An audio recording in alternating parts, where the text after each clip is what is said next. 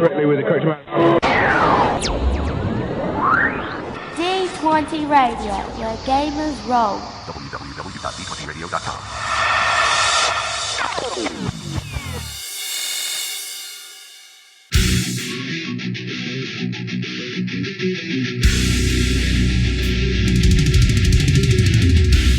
Welcome to Me and Steve Talk RPGs, a podcast where me and my friend Steve... We're playing games this time.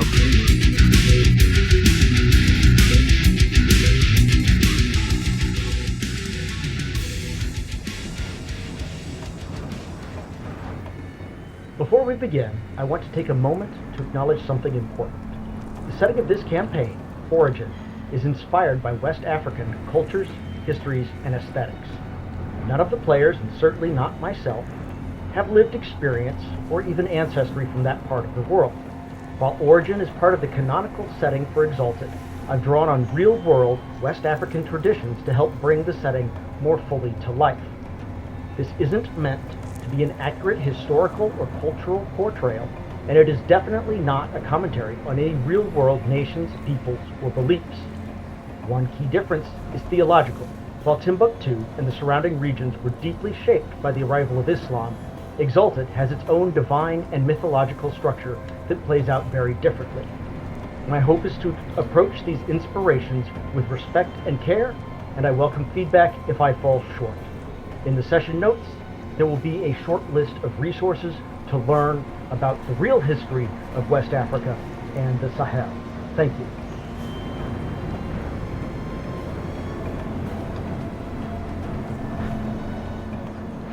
All right.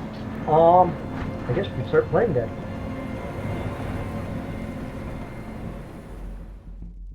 And he looks at you and says, "Huh.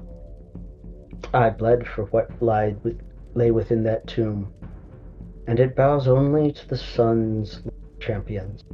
Unjust, but no matter."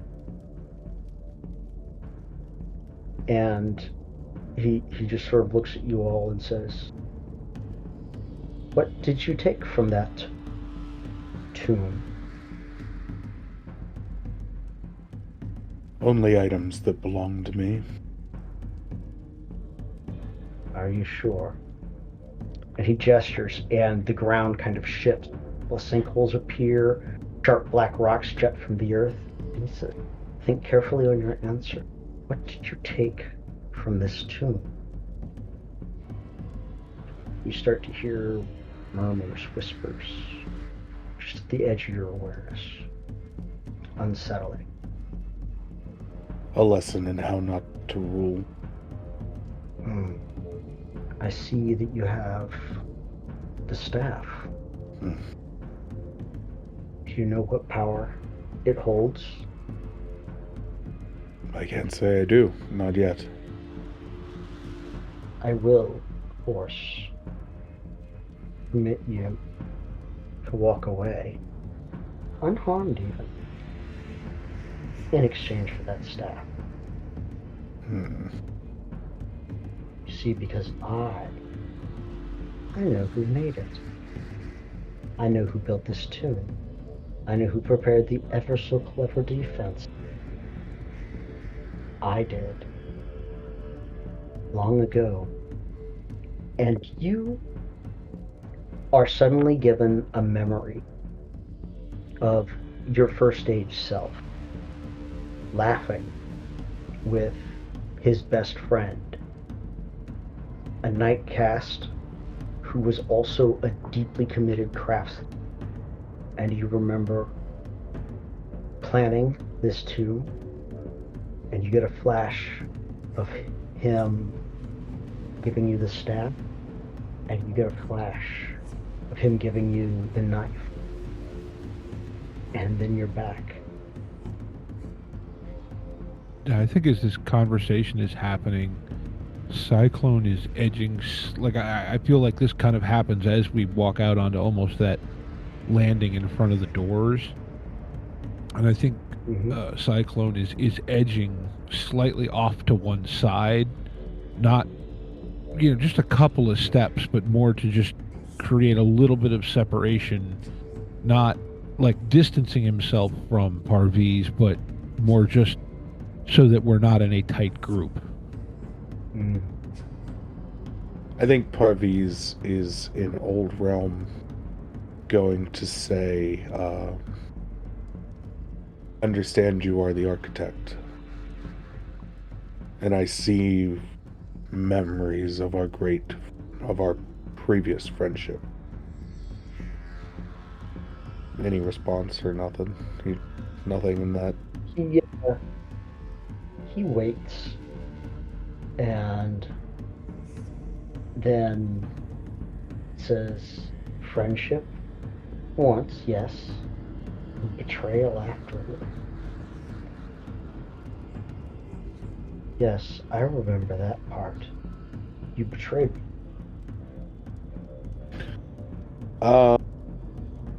In response, I'm trying to think what he wants to do. Trying to think what I want to do. Because, I mean,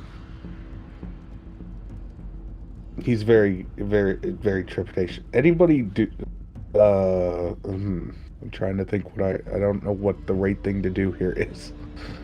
I don't want to give him the stab. At this point, I think if you glance at Cyclone, you're probably getting that kind of, what do you want to say, that nod response of, if it's go time, it's go time, but it's your call. And with that, then it's go time. I'm gonna go ahead and spend the one mote to hit the being in front of me with what I think is gonna hurt, but I don't know for certain. I think Parviz is going to give a spirit-cutting glance at the being that stands in front of him. All right. So we are definitely going to enter battle.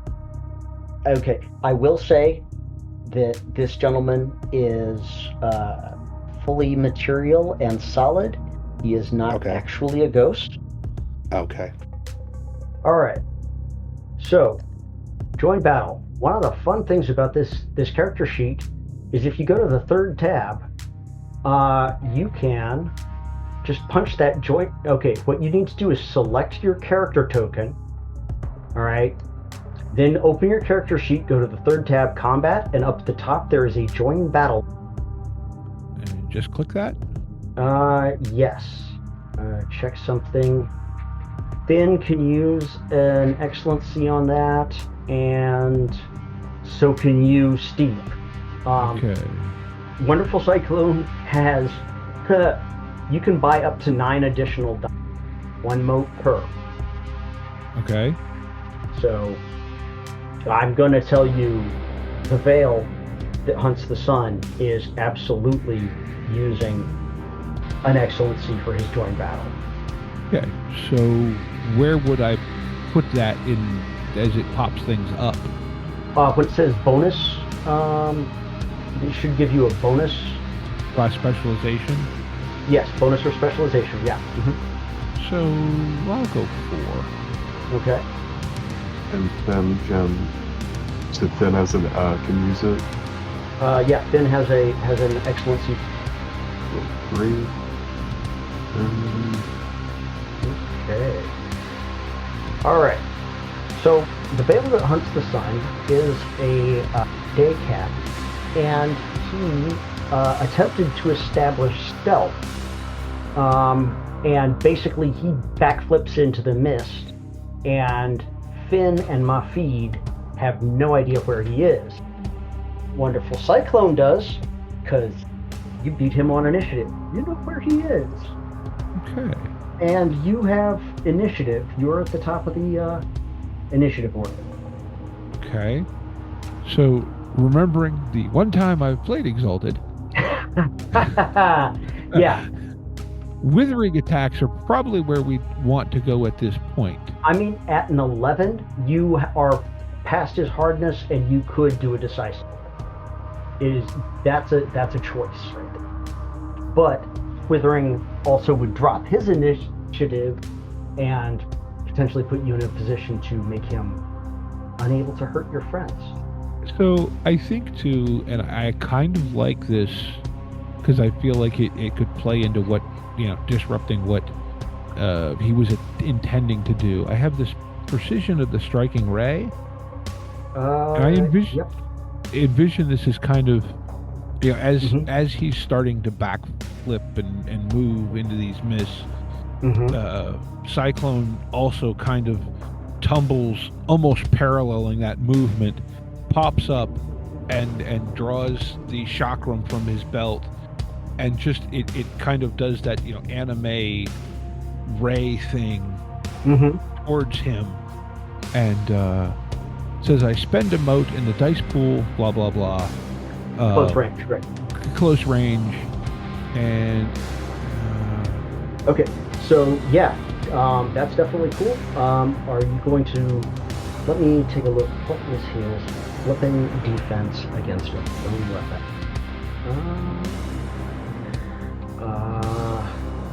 His parries. All right, he's going to boost his parry up to. Actually, no. He is going to rely on flitting shadow form and attempt to dodge this. Well, his evasion's a 6-2. So yeah, he's gonna boost it up to an 8. So his evasion is an 8. You can also you get 2 bonus dice for the stunt, and you can buy as many as you need. I think your Dex plus thrown is 10, so you can buy up to 10 additional dice. Okay. So where was that? So do I go to combat weapons? Click on the W attack button under Withering Sun, correct? Or Empty Sun, rather?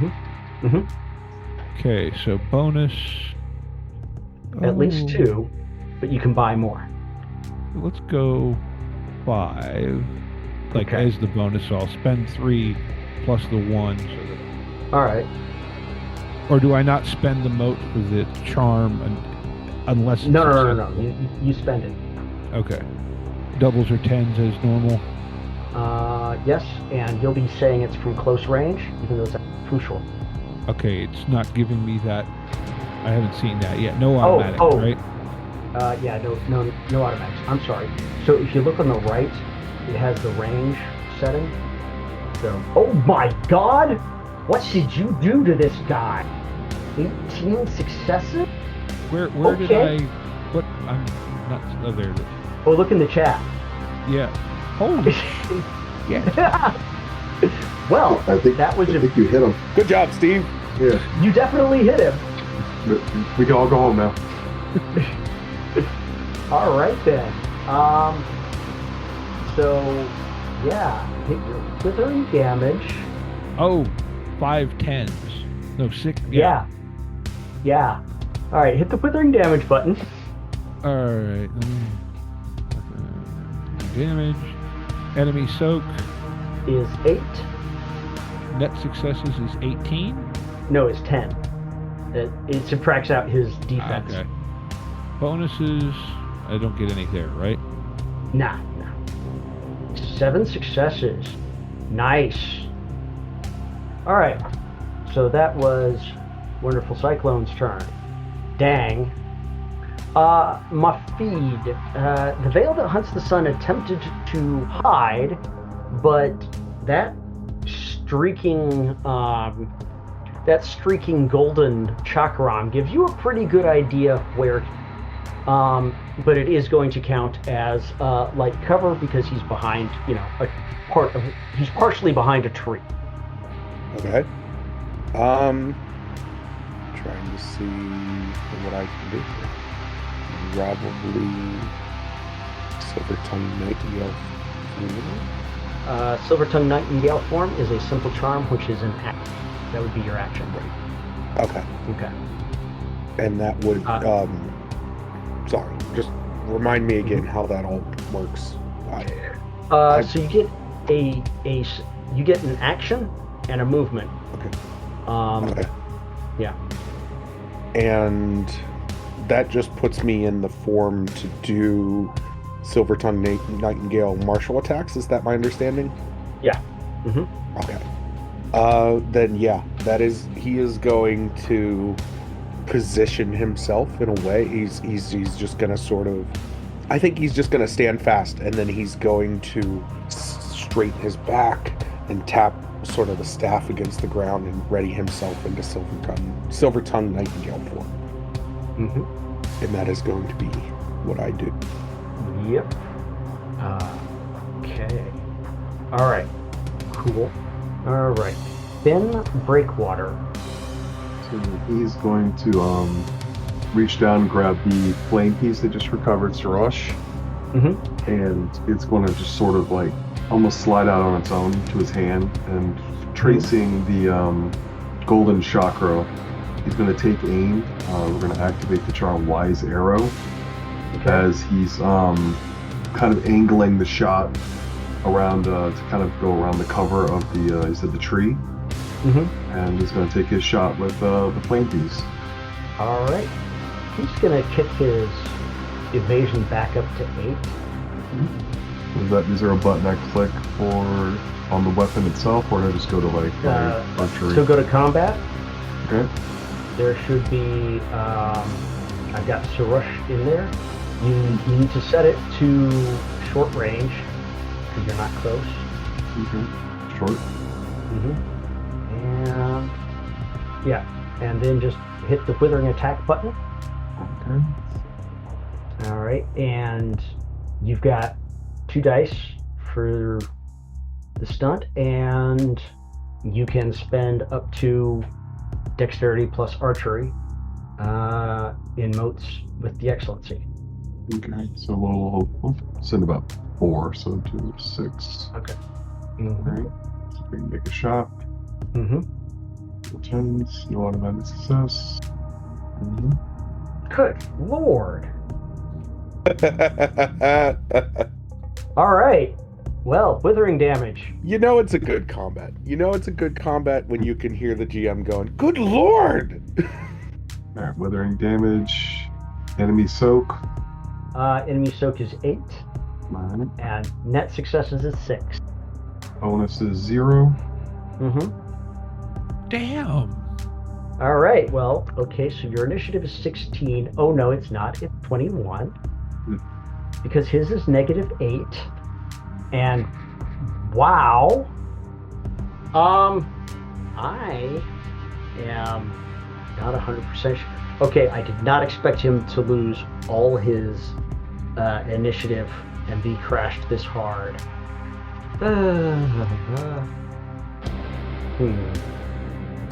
He's got that. He's got that. No.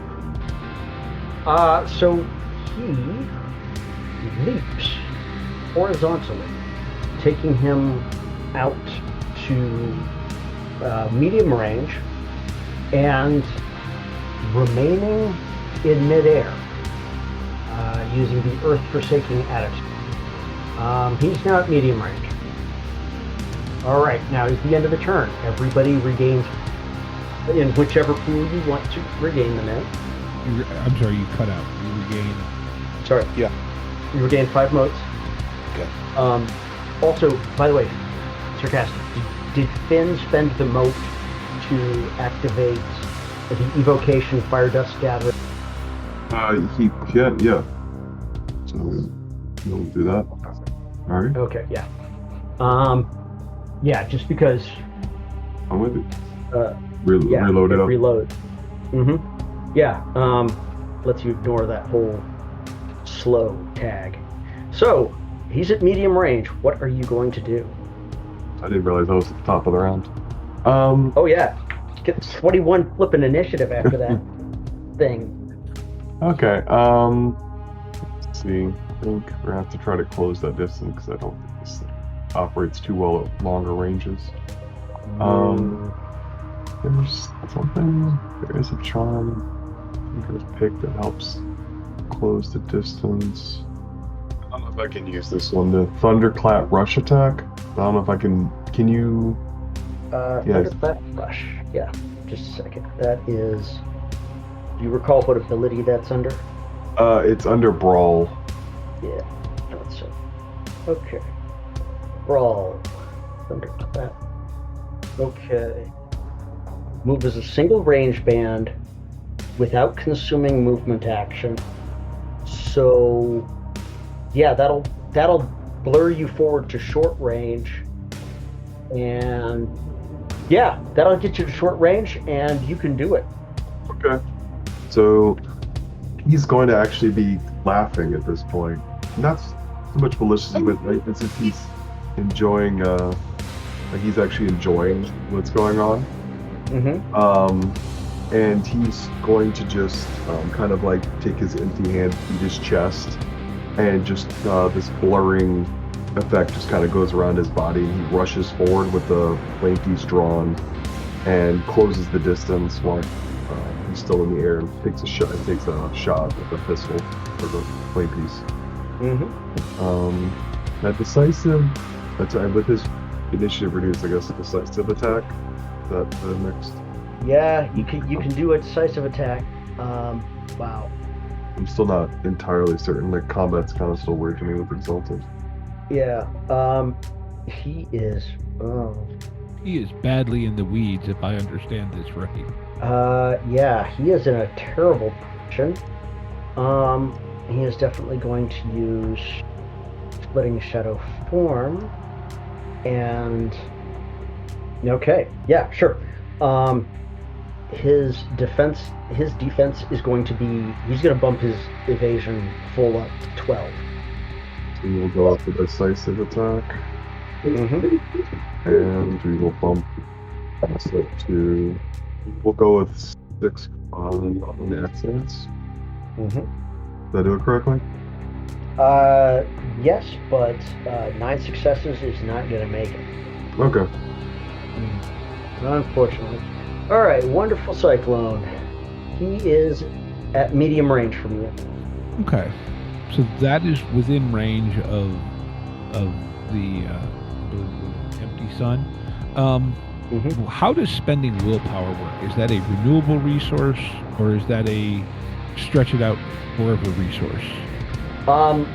Willpower renews at the rate of 1 point per good night's sleep. Okay. So I think then, okay. So I think then what happens is Cyclone takes the chakram and lofts it high into the air, where it seems to hit a branch and almost looks like it shatters. And I would like to spend the moat and willpower to activate Cascade of Cutting Terror. Of course you do. Yeah. Oh boy. So that gives you the benefit of a full thrown excellency, which is 10 bonus dice. And holy cow. Cannot be dodged, only blocked. Alright, well, this dude is going to bump his parry up to 11 and pray to whatever blasphemous ancient gods he worships. Yeah, go for it. Okay, so I put 10 in the bonus. Can I additionally spend on top of the 10, or is that just automatic? Oh no, that's just automatic. Plus 2 for the action declaration, for the stunt. Okay. Mm-hmm. So that's 12. You can't buy extra. You've hit the. I hit the cap. Mm-hmm. Okay. So 12 doubles on 10s, no automatics, correct? Correct. You hit him. All right. Decisive damage. All right. So I put in my initiative at this point, correct? Yes. 19. No doubles, Nope. no automatics, correct? Hang on. Let me double check something. Because did that. Make sure I'm not forgetting an additional weirdness of the Cascade of Cutting Terror. All right. My stims. Okay. Cool. All right. Cool. Yeah. No automatic successes. Man. Oh, Still. that was a crap roll. Still, his crimson blood spatters, striking the forest floor, and he howls in pain and anger. And you are reset to base initiative. Alright, Steve. He is at medium range. What is Mofid going to do?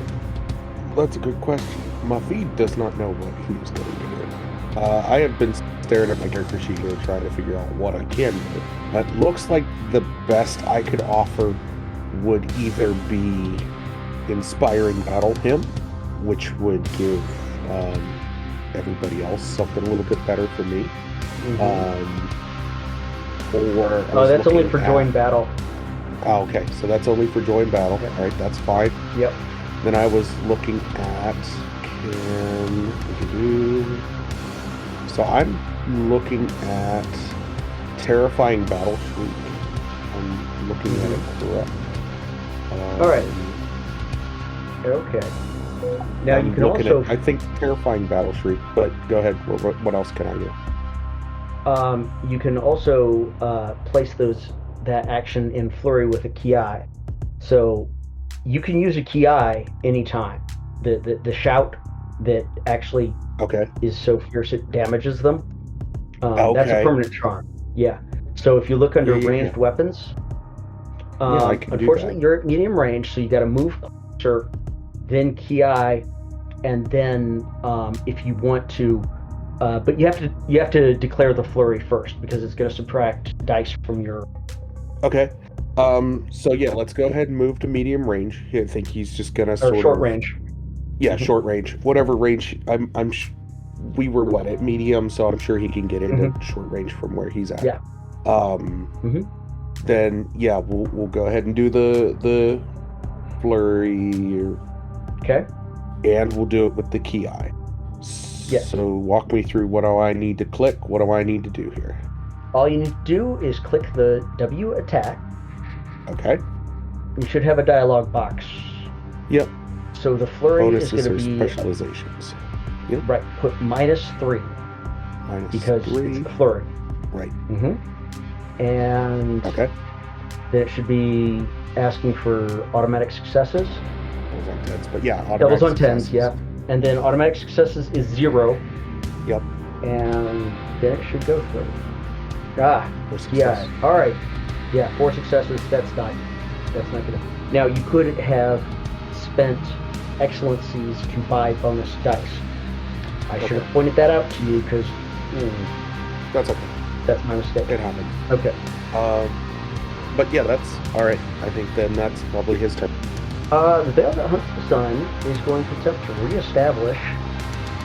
He is going to finish his. He's going to, as his move action, use his Earth Repellent attitude to land another range band away, returning to meeting at you guys. And he's going to attempt to reestablish stealth.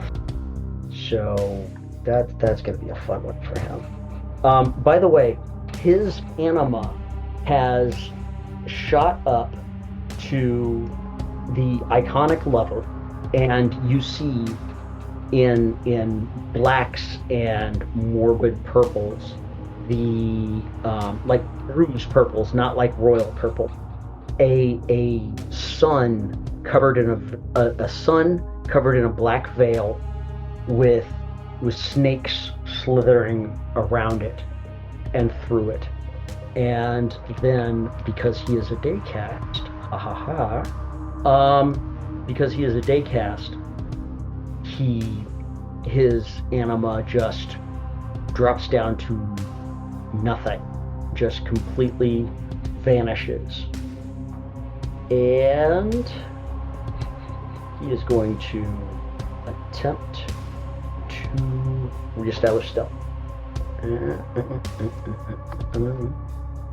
So you guys can roll perception plus awareness off of your abilities to attempt to see where he is going. He rolls like absolute crap. But that's okay, Sarcastic sees nothing. Steve sees nothing. Oh, all right. Super good at all of this. Yeah. So he has reestablished stealth, running for the hills. He is not interested in bleeding. He did not expect explorers, and he certainly you guys to curb stomp him. So we are dropping out of initiative, and he has.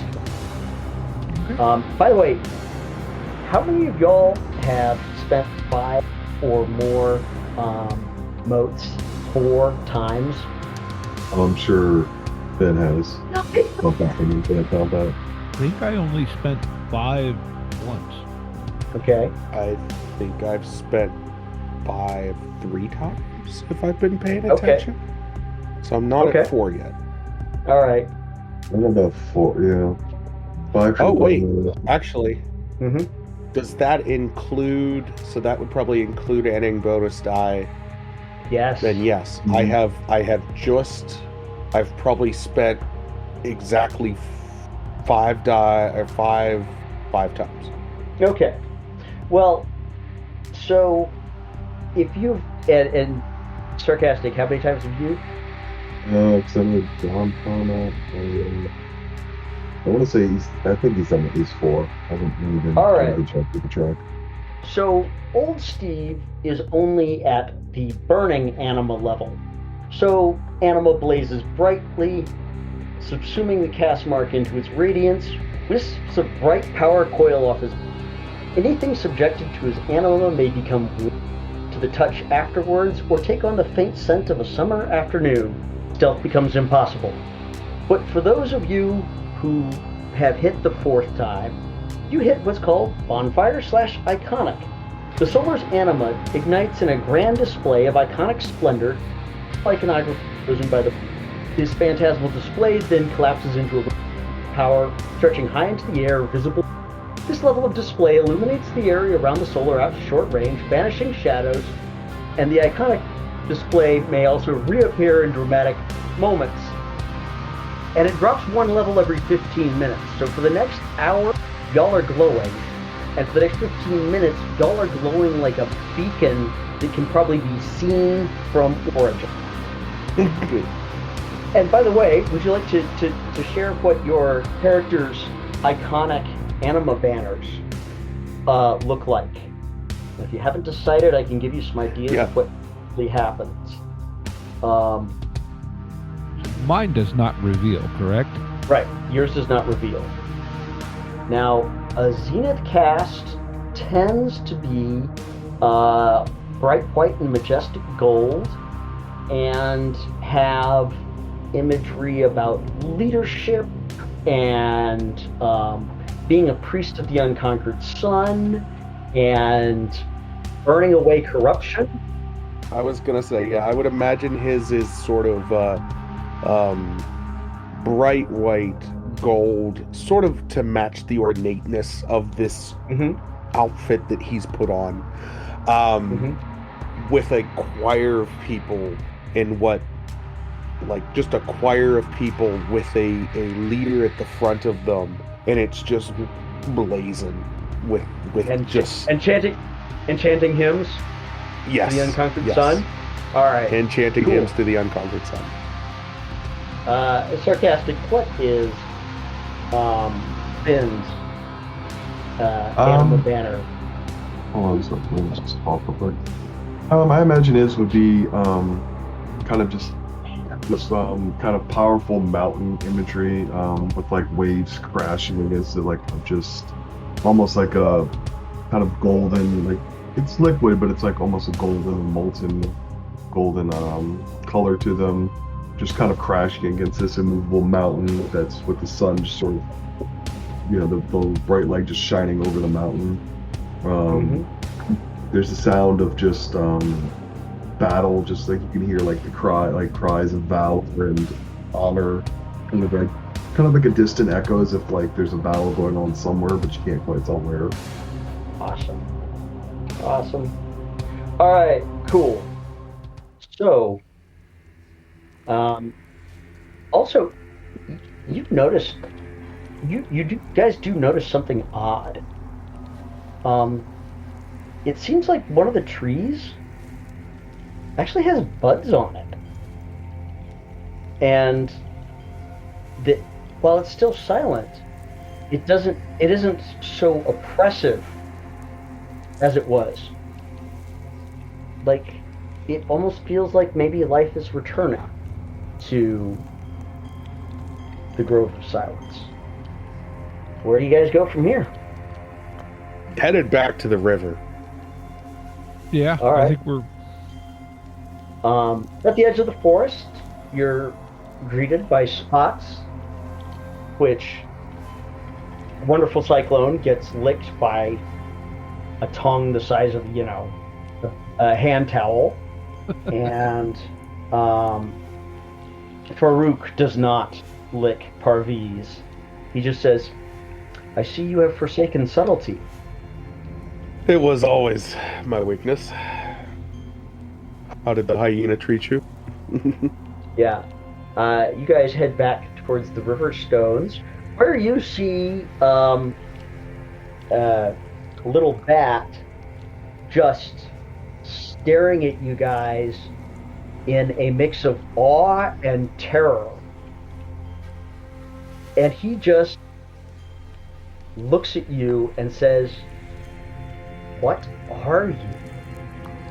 No, question, at this point, do I look more or less normal? Have they come down? Oh, yeah. You look more or less normal. Those guys, everybody else is probably still glowing. But also, he saw the anima banners. Like, he is definitely close enough to have seen the anima banners. Well, you see, my dear boy, I and my compatriots here are just traveling strangers. He goes, try again. Who may have been graced by the unconquered sun. So, are you guys gonna go crazy? No, that's not the plan. Are you sure? Gonna need a lot stronger beer than we've got. Okay. No. Everything is fine. As your guide to the customs of origin, I maybe suggest don't do that in town. People might get very, very excited. We try not to. Only around certain company. We ran into some company in the forest. Did you smite it? Based on what I saw of the vegetation, I think we may have ended the haunting. Well, that would be pretty amazing. So, and he runs his hand through his hair and says, it's getting late. Can I invite you to dinner at my uncle's house? Of course. We would love some dinner after the day we've had. Oh, good. Yeah. Can I ask you something, little bat? Oh, anything. Am I still glowing? A little bit. Okay. Can you give me and he makes a guess on time. It's 5 more minutes before we head to civilization. Well, it's like 2 hours back to the. Oh, fair enough. Oh, I should be good by the time we get back to town then. Yeah. All right. He's doing it mostly just to mess with the kid at this point. Yeah, he's stunned and a little bit just taken aback. And the "are you going to go crazy now" is means he's heard the legends of that the Immaculate spread, that the solar exalts are doomed to go mad because they've stolen through demonic means power beyond their ability to handle, and that whoever or whatever they were before has been hollowed out and replaced by this demonic entity. And yeah, it's all bad, but he's also like, well, you guys don't seem like you're demonic entities. I hope you don't go crazy. If I just pay you the rest of what I promised, is that enough to make you believe we won't go crazy? He says, let's discuss that at over dinner. Absolutely. Business negotiations over dinner always go well. And he just sort of nods. So he takes you back to the city. There's no apparent issues, but you guys do hear that there are some rumors that some strange lights were seen. You guys are going to pick that up quite easily. Strange lights were seen. But then he takes you into a neighborhood. I wouldn't say it's not a rich neighborhood. It's also not a poor neighborhood. Like, these are people that they're merchants, they're well off, but they're not the mega wealthy. And he takes you around, and he says, my uncle, Nishan Mazari, is the man who has raised me. My father was killed many years ago. So this is my home. And he takes you guys in. It's a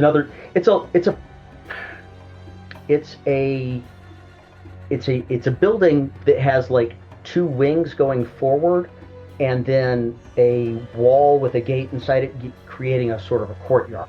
Mm-hmm. And as you go in, the courtyard is actually a pretty nice little garden, and it's more an herb garden than it is a decorative flower garden. And so he takes you guys in, and a middle-aged man comes out to greet him, and he's got white in his beard, but he's kind of smiling, and he says, Kaleo, please introduce me to your clients. And he says, oh, yes, uncle. And he gives each of your names. And he says, I thought we could discuss some things over coffee that are of some importance. And his uncle looks at him and says, what sort of importance? And he goes, and he just gives him this look like, not out here in the courtyard, I'm not telling you what important. And he says, oh, well. And he turns to you all and says, my nephew has invited you to dinner, and never let it be said that the Mazari house is short of hospitality. And so he invites you all in. So in addition to Little Bat, he also has two younger daughters. His wife is there, and they are, of course, immensely curious. Everyone is. The uncle and aunt are very polite about it. The kids are like, they're kids. They don't understand polite, and they're just like, wow, where are you from? What's it like? Da da da da da da. Just barraging you guys with questions. So how do you basically react to that? I think Cyclone is actually just kind of enjoying this almost maybe what's in his mind a perfect family image, and is kind of actually engaging with the kid. Obviously, responding politely, whatever, to the uncle and whatever, but like engaging with the kids and maybe like juggling random, toys or whatever that they may hand in, that kind of thing. Yeah. I feel like that's within his wheelhouse. Oh yeah, definitely. I think Finn would be telling like just kind of tall tales, like obviously toned down for children, but where he's from, so it's probably far from where they're used to. Oh yeah. So, Oh yeah. so giving some very tall tale kind of things, like strange creatures and piratey type stories. Okay. I think so, yeah, Go ahead. Parviz is probably in the same boat, just sort of playing with the kids, answering each one of their questions with like a oh, I have a story to tell you later. Oh, just enjoying this family unit for a bit. All right. So dinner is sort of a tiny noodles called kata, which is cooked in a sauce with dried fish, tomato, spices, and beef. So it's kind of it's almost like a pasta stew. And the pasta is like small, could be rolled between your fingers. And there are, of course, water and some fruit juices to drink. And the adults keep the conversation relatively light. Just say, well, how was the journey? Are you enjoying Origin? Mazzari mentions, I hope Kaleo isn't cheating his fees. To which Kaleo just gives him this death glare, like, shut up, you're embarrassed. But it's a pretty light conversation. And the kids are sort of hustled off. There's actually a servant who's taking them to a different room, and then coffee is served. This is a very nice coffee service. It's all a brass tray and delicate ceramic cups that are obviously imported. And he just sort of gestures to Kaleo, and Kaleo starts and passes out a cup to each of you all. His aunt and uncle are still there as well. Mm-hmm. And they sort of pause, and the uncle starts sipping and says, well, little bat, what is this business? And he says, these people are something powerful, and I believe that they could help with our cause and our situation. And the uncle just sort of looks at you guys and says, is what my nephew says true? We have pulls and ways and power in others. Your nephew is a bright boy if he has brought us for a cause.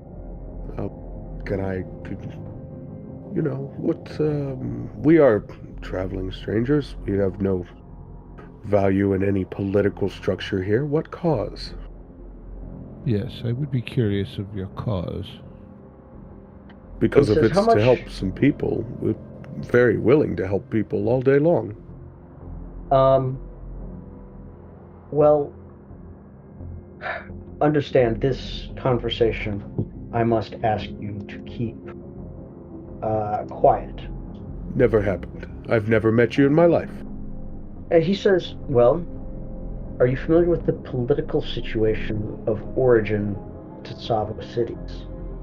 At my own personal journeys that brought us here, I am unfamiliar. At one time, Origin was first among equals of the Tsavo cities. Skaith, Kandara, Gem. Our position of trade placed us in a position to exercise a great deal of influence. However, about a decade ago, Gem's politics, they had spilled over. 13 years ago, they deposed their despot, Rankar VII.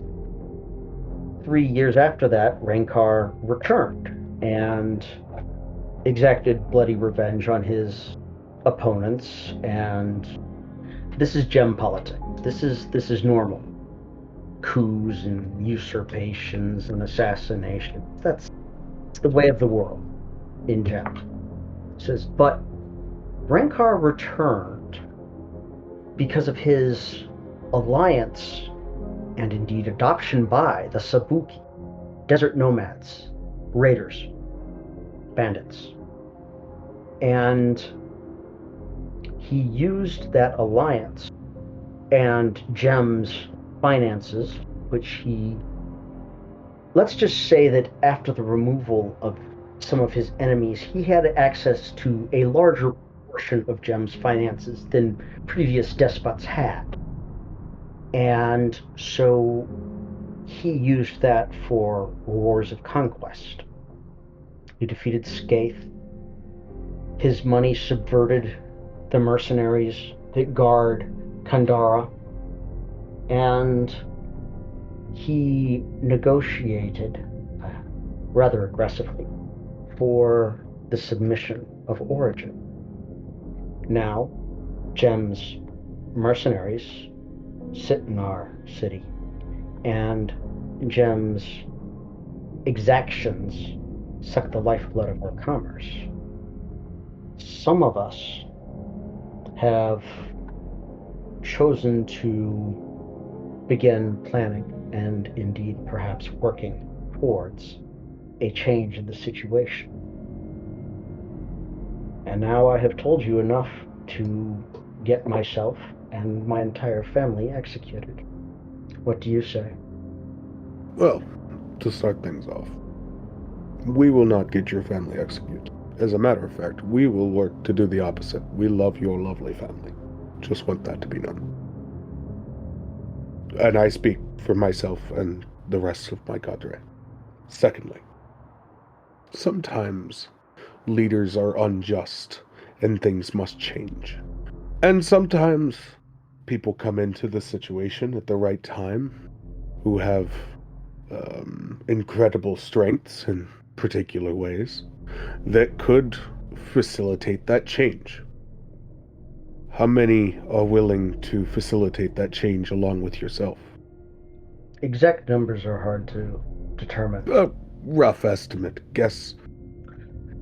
All I can speak for personally is a group of like-minded merchants. 20 people? 30 people?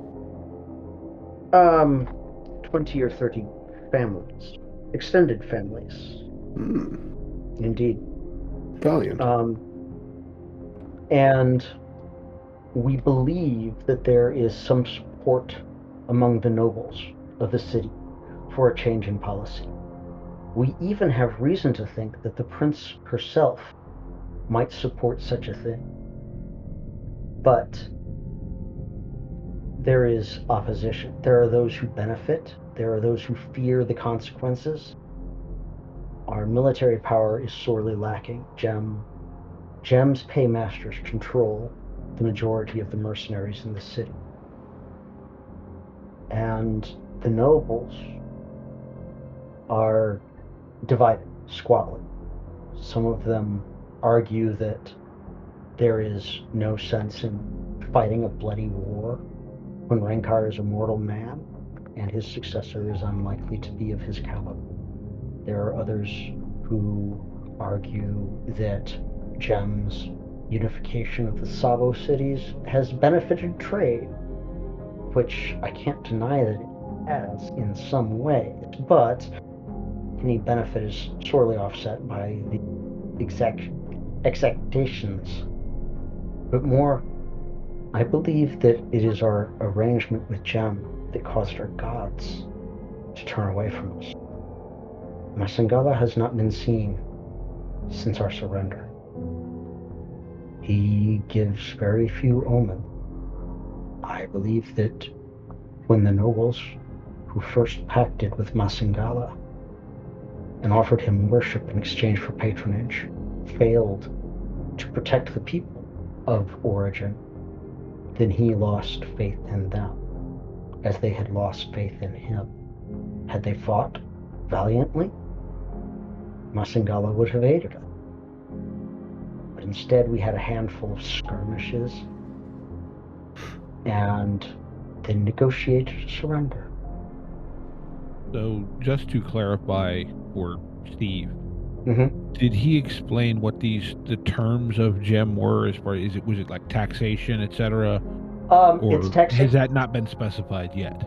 Well, he's been very clear on taxation, and also that the city is not permitted to build up defenses or a military, and GEM's mercenaries are the ones providing the security for the for the city. Okay. I heard you say you gave a name for the group of desert raiders that I didn't get. Sabuki. Mm-hmm. I'm sorry, repeat that again, please. Sabuki, Sabuki. Okay, and would I have any knowledge of that given my background? The Sabuki are actually distantly related ethnic group of the nobility of origin. The Galena were basically forced out of their traditional homeland by expansion from other groups, and they came into the Tsavo cities, and they came into the Tsavo River Valley and conquered the tribes there, established cities, and their descendants became the nobles. The Sabuki are another tribal confederation that they retained their days, and they supplement their flocks by raiding for slaves to sell to foreign traders, livestock to just steal, and manufactured goods that they don't produce in quantity. Okay. I think at some point there, Cyclone says something along the lines of, well, anyone allied with the Sabuki, I have questions about. They trade in things that I do not believe should be owned. But that's more like he doesn't get specific, but there's that I think gets a them being mentioned specifically and that they're allied with this Rancor. You can tell there's some agitation in his body language. Yeah. Says, if you agree, I can arrange a meeting with some more of my compatriots, and we can discuss in more detail what may be done.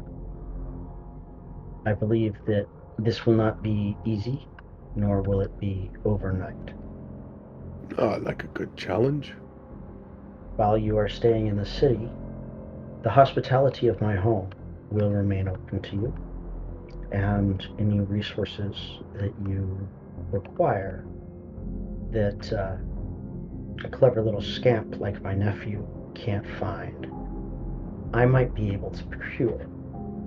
And he says, think on it. If you wish to aid us, let my nephew know.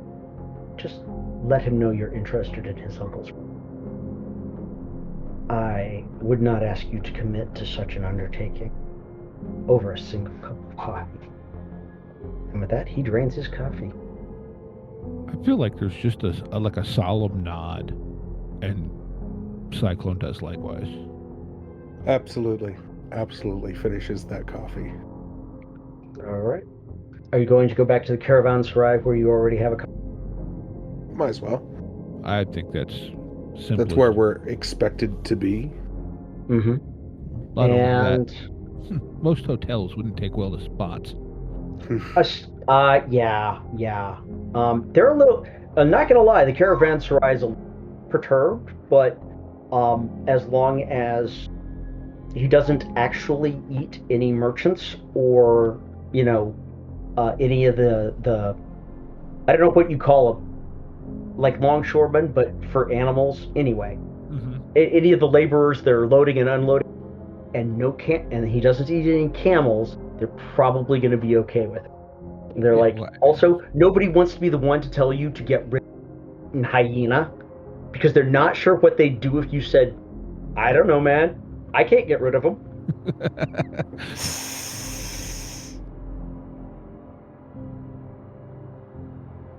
And there you go.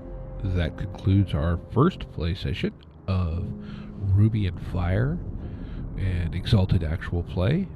We'll be continuing on with it. In the next session, we have another player joining, and we continue on the path that we've, now been set to. So tune back in, enjoy. There's plenty more to come.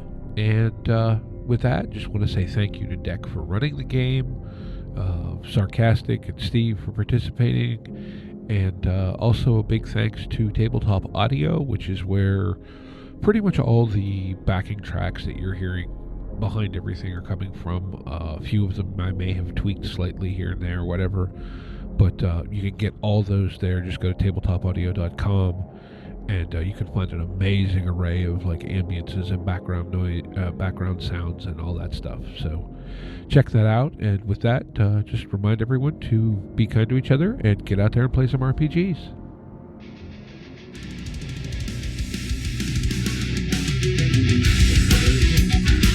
Intro and outro music by the band 12 Noon. You can email us at meandsteverpg@gmail.com. You can find us on Twitter and RPGs. Find us on Facebook at Me and Steve RPG Podcast, on Discord at Me and Steve RPGs, and as always, all of these links are in the show notes.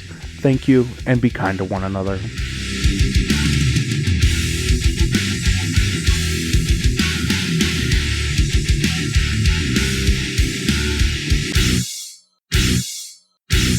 How much for the cigar? Cigar, $20, dog. You gotta go down the street to the store and buy that.